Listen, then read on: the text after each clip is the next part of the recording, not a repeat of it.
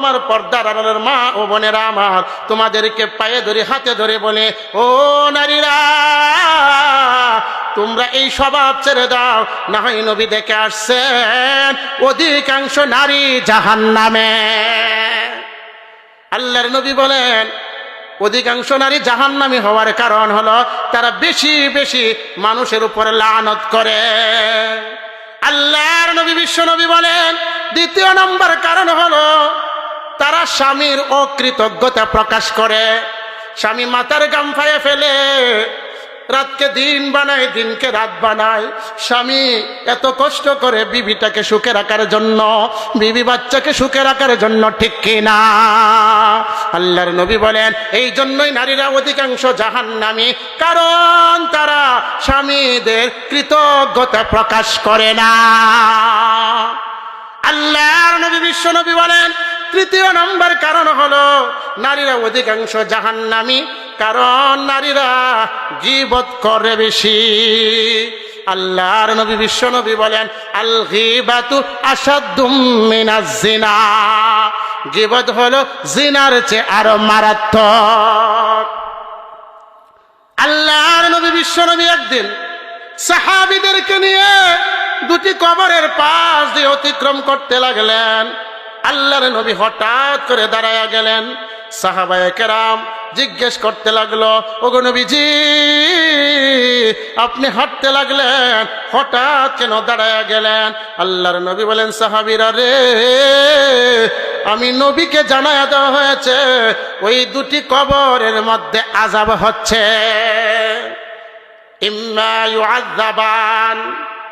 আল্লাহর নবী বিশ্ব নবী বলেন, সাহাবীরা রে, এই দুটি কবরের মধ্যে আযাব হচ্ছে। সাহাবায়ে কেরাম বলে, ওগো আল্লাহর নবী, কোন কোন কারণে আযাব হচ্ছে?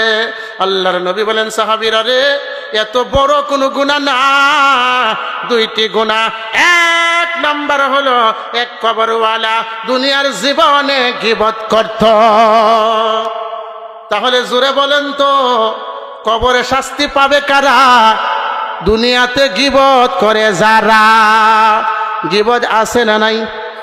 দেখবেন শাস্ত্রলে বসিয়া 5 টাকার চা খায় আর গল্প গুজব করে। আধা ঘন্টা গল্প করলে 25 মিনিটেই কি করে? অন্যের গীবত করে, ঠিক কিনা? আল্লাহ কুরআনে বলেন ওয়াল্লাযীনা হুম আনিল লাগবি মুরিদুন। আল্লাহ বলেন তোমরা অনর্থক কথা বলবা না, তোমার কথা অনর্থক বলবা না, কারণ এই কথার কি হবে? হিসাব হবে, এই কথার হিসাব হবে। আল্লাহর নবী বিশ্ব নবী বলেন এক কবরওয়ালা গীবত করত, আরেক কবরওয়ালা দুনিয়ার জীবনে এসে প্রস্রাব থেকে সতর্ক থাকতো না। এই দুটি কারণে আযাব হচ্ছে। আল্লাহর নবী বলেন কবরে আরেকটা কারণে আযাব হয়, সেটা হলো গীবত করার কারণে, সেটা হলো প্রস্রাবের কারণে। তাহলে প্রস্রাব থেকে সতর্ক থাকা দরকার আছে না নাই? প্রস্রাব করার সিস্টেম আছে। প্রস্রাব আমরা কিভাবে করব? নিচের দিকে করব, উপরের দিকে করব না, তাহলে রিফ্লাই আবার ঘুরে কি করতে পারে? আপনি আমার গায়ে যেতে পারে।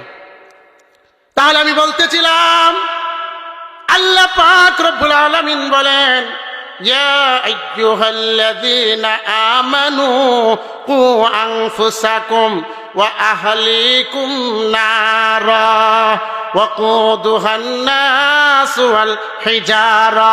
আল্লাহ বলেন হে ইমানদারেরা, তোমরা নিজেরা জাহান্নাম থেকে বাঁচো, তোমার পরিবার পরিজনদেরকে জাহান্নাম থেকে বাঁচাও, কারণ জাহান্নামের ইন্ধন হবে মানুষ এবং পাথর।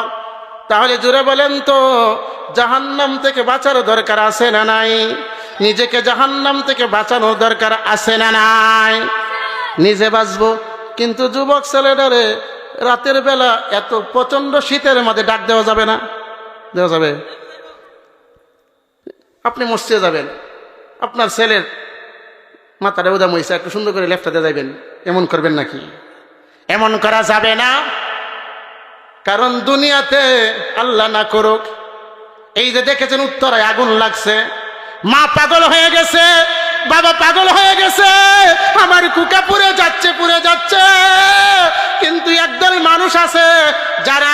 যাদের সন্তানগুলা, যুবক সন্তানগুলা, যুবতী সন্তানগুলা বিবি নামাজ পড়ে না, সন্তান নামাজ পড়ে না, মেয়ে নামাজ পড়ে না, কিন্তু সে পাক্কা নামাজি, তার ছেলে মেয়ে যে জাহান্নামের দিকে পার হাঁটছে, জাহান্নামের দিকে অগ্রসর হচ্ছে, কিন্তু এটার কবর নাই, সে একা একা নামাজি, ঠিক কিনা?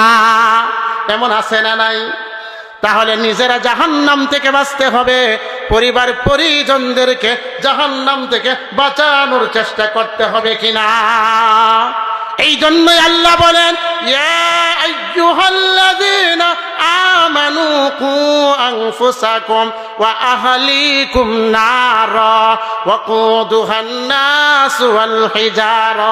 আল্লাহ বলেন, হে ইমানদারেরা, তোমরা নিজেরা জাহান্নাম থেকে বাঁচো, তোমার পরিবার পরিজনদেরকে জাহান্নাম থেকে বাঁচাও, কারণ জাহান্নামের কর্কটা হবে মানুষ এবং পাথর।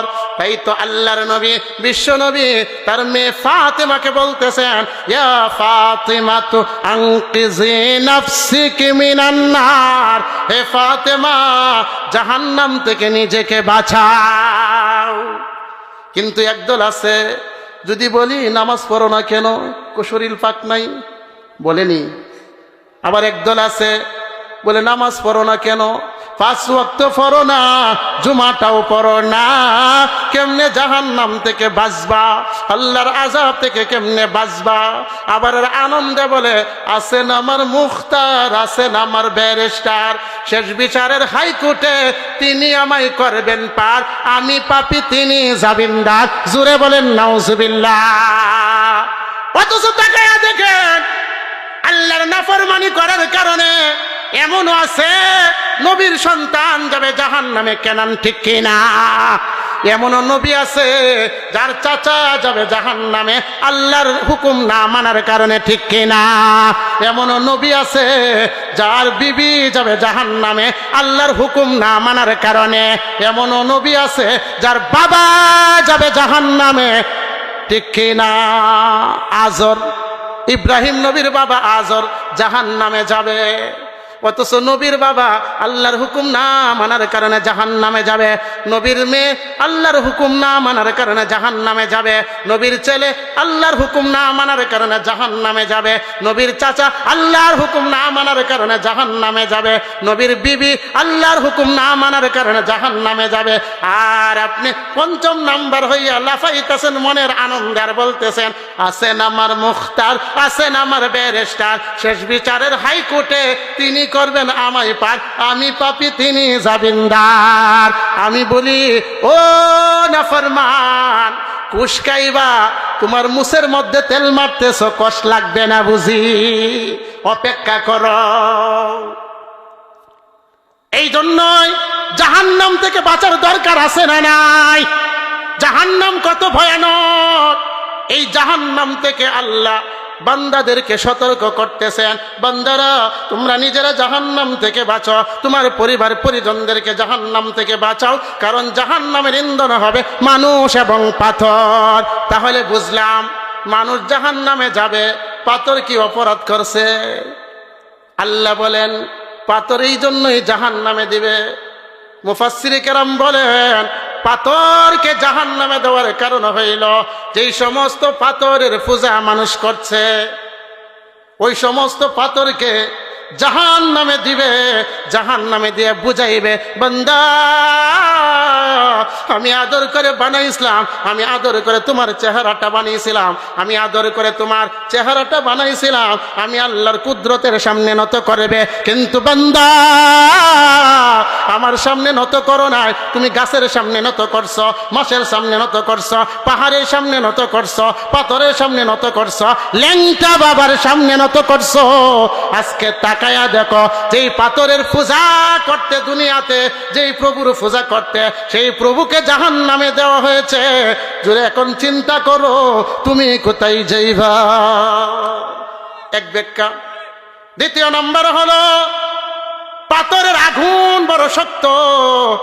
দেখবেন বনের আগুন যেমন, মাটির আগুন কি তেমন, মাটির আগুন যেমন, পাথরের আগুন কি তেমন। দেখবেন চুলার মধ্যে বন দিয়ে কেউ খড়কুটা দিয়ে কি করছে, রান্না করছে, কিছুক্ষণ পরেই নিভে গেছে। কিন্তু এখানে যে একটা মাটির টুকরা পড়ে, মাটির টুকরা কি মুহূর্তে নিভে যায়? অনিচ্ছা সত্ত্বেও যদি পাটা সেই চুলাতে পড়ে যায়, দেখবেন ফুসকা ফেলে গেছে। কেন? তো বনের চেয়ে, কর্কটার চেয়ে মাটির আগুনটা শক্ত, মাটির থেকে পাথরের আগুন আরো শক্ত। এই জন্যই পাথর দিয়ে জাহান্নামের আগুন জ্বালাবে, আর ওই সমস্ত নাফরমানদেরকে এই পাথরের আগুন দিয়ে শাস্তি দিবে। কেন? যে জাহান্নামের আগুন তোমরা কামাই করেছো, এই পাথরের পূজা তোমরা করতা, আজকে সেই পাথরকে জ্বালাইয়া তোমাদেরকে জ্বালানি বানাইলাম। এই জন্যই আল্লাহ বলেন, ইয়া আইয়ুহাল্লাযীনা আমানু কু আনফুসাকুম ওয়া আহলিকুম নারা ওয়াকুদুহান নাস ওয়াল হিজারা। আল্লাহ বলেন, হে ইমানদারেরা, তোমরা নিজেরা জাহান্নাম থেকে বাঁচো, তোমার পরিবার পরিজনদেরকে জাহান্নাম থেকে বাঁচাও, কারণ জাহান্নামের ইন্ধন হবে মানুষ এবং পাথর। তাহলে জাহান্নাম থেকে বাঁচার দরকার আছে না নাই? কারা কারা বাঁচবো?